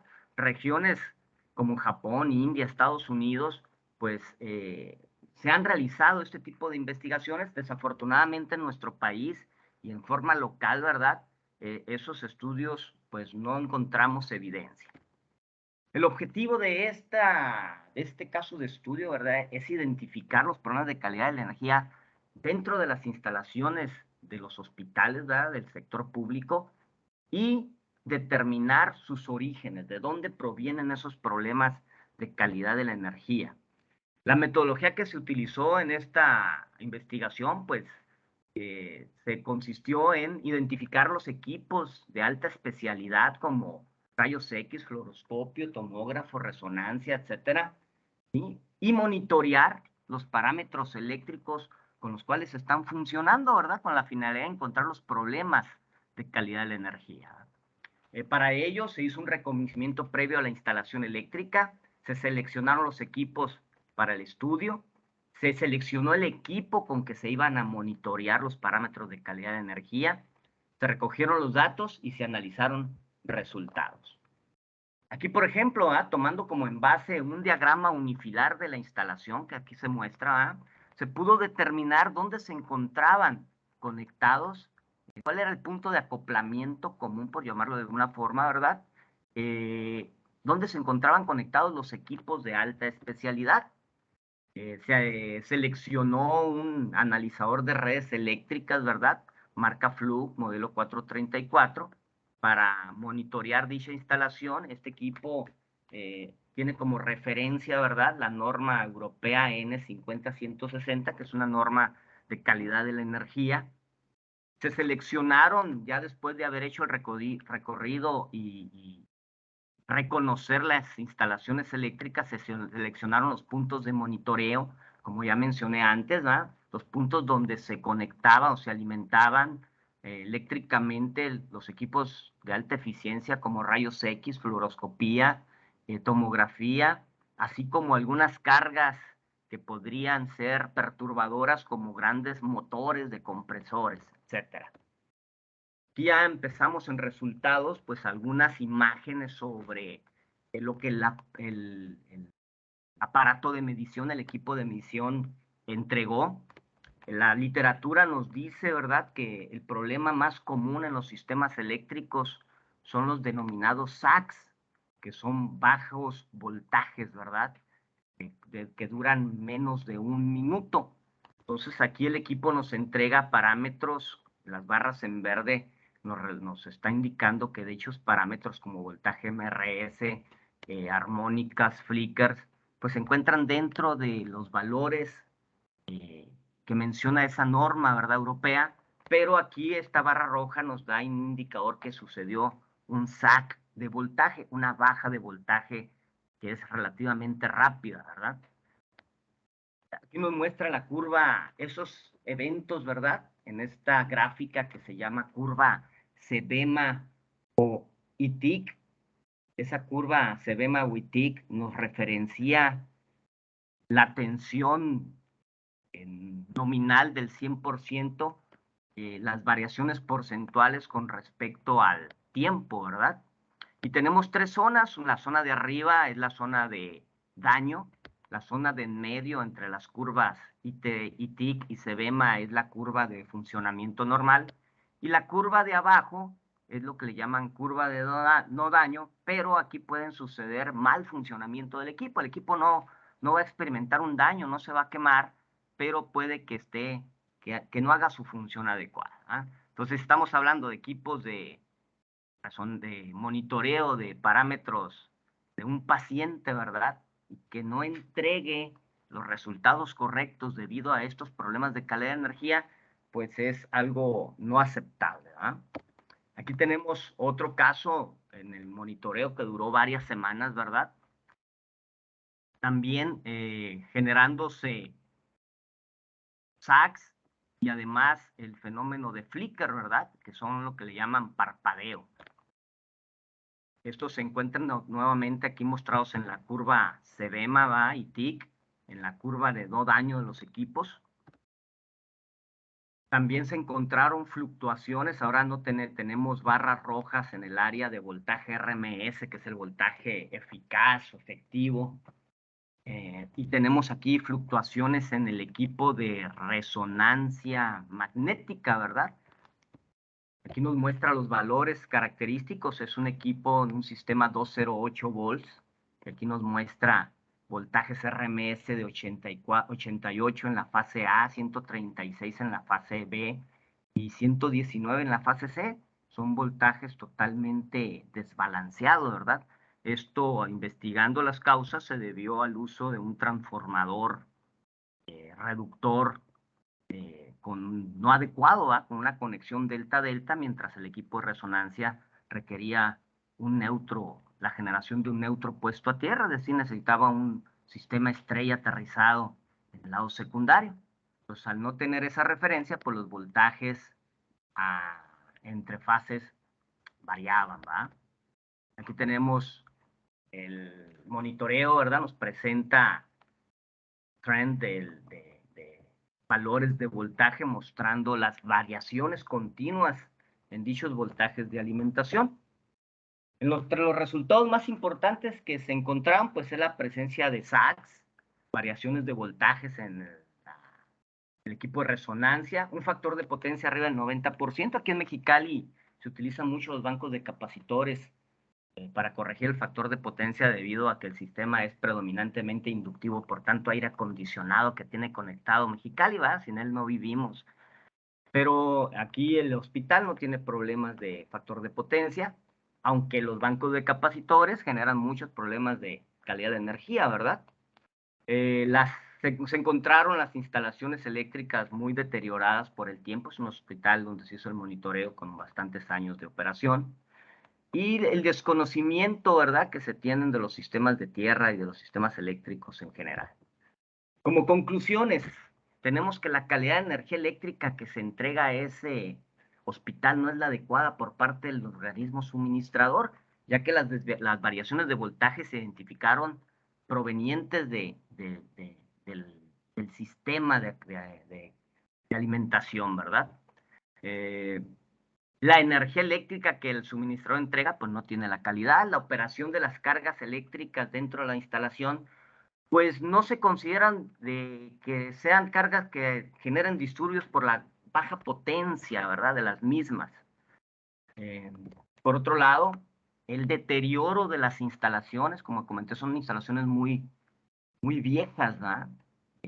Con los conductores ya están recalentados, flojos, la falta de mantenimiento sí genera problemas de calidad de la energía. Y por otro lado, ¿verdad?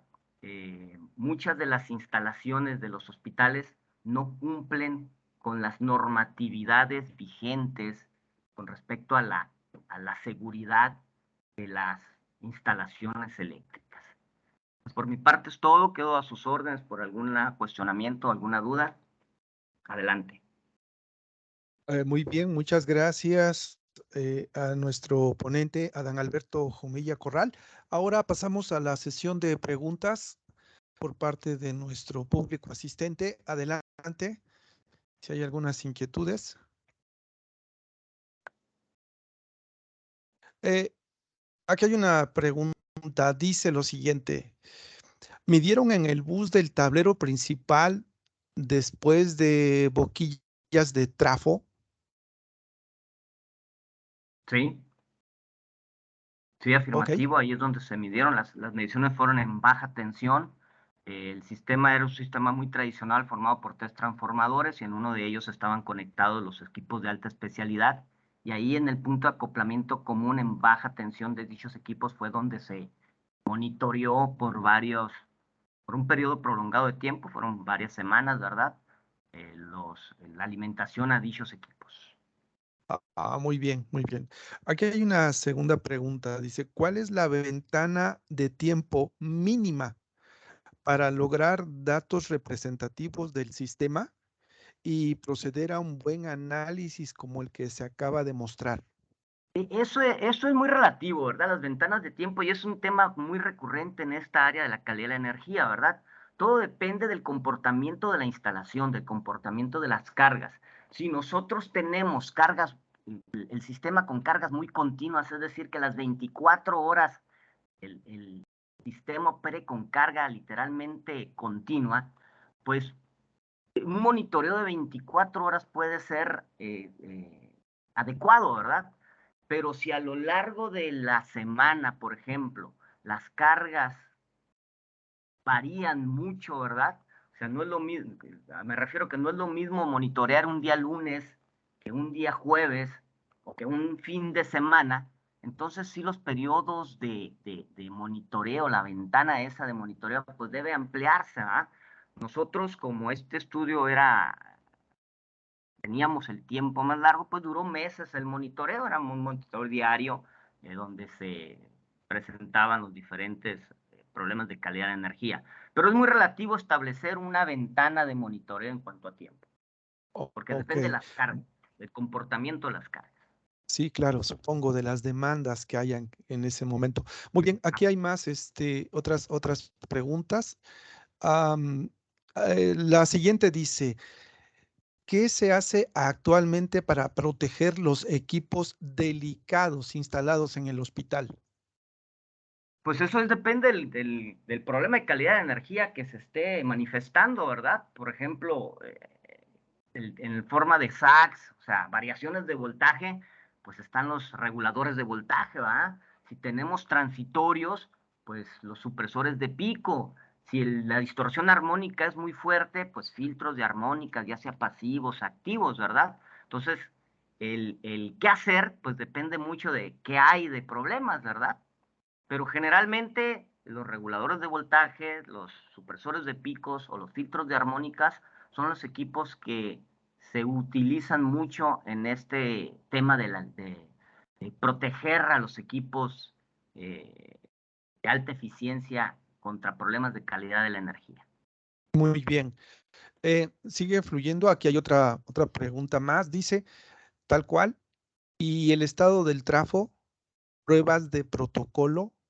Se comenta para cumplir con los requerimientos del código de red, realizando estudios de cortocircuito.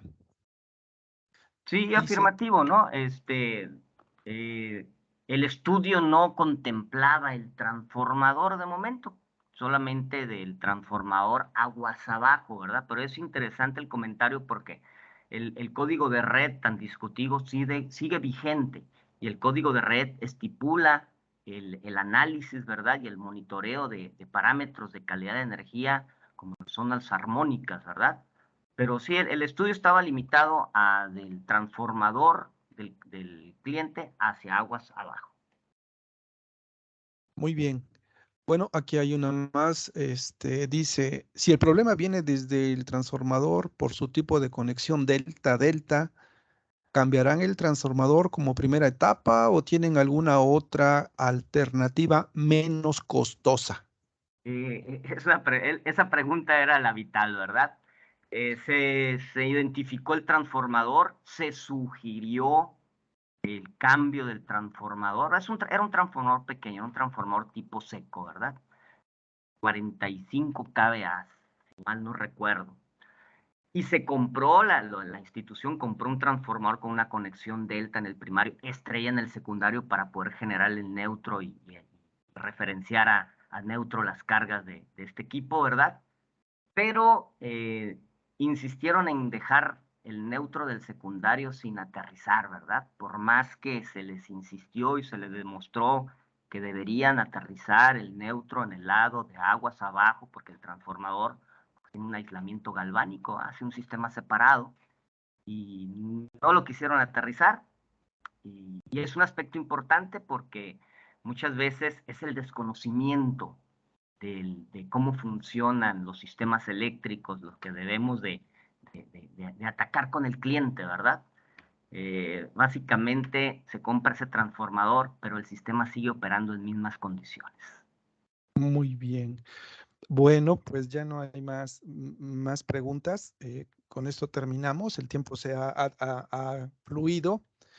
Y bueno, pues a nombre del Comité de Organización del Evento SIN edición 2022, le agradecemos la participación a Dan Alberto Jumilla Corral, esperando que continúe en próximas ediciones participando con nosotros para darle mayor realce a este tipo de eventos.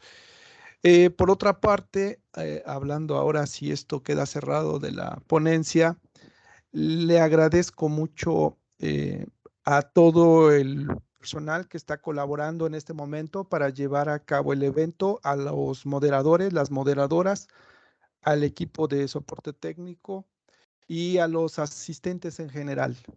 Muchas gracias. Con esto concluimos las sesiones del día de hoy y esperamos vernos mañana a partir de las 10 para la siguiente sesión en la mesa de ingeniería eléctrica, electrónica y también en la mesa de ingeniería mecatrónica. Pues no nos queda nada más que desearles que pasen una excelente tarde y nuevamente agradecerles su interés y su participación en este evento. Muchas gracias a Dan Alberto y vaya un cordial saludo hasta Mexicali. Saludos Muchísimas a los colegas gracias. de por allá. Hasta luego. Muchísimas gracias. Más adelante les haremos llegar su reconocimiento y los detalles de la revista. Muchas gracias. Que pasen bonita tarde todos. Hasta luego. Hasta luego. Bueno, pues gracias a todos los asistentes. Con esto damos por cerrada nuestra sesión del día de hoy y esperamos verlos mañana. Nuevamente, gracias a nuestro equipo de soporte técnico.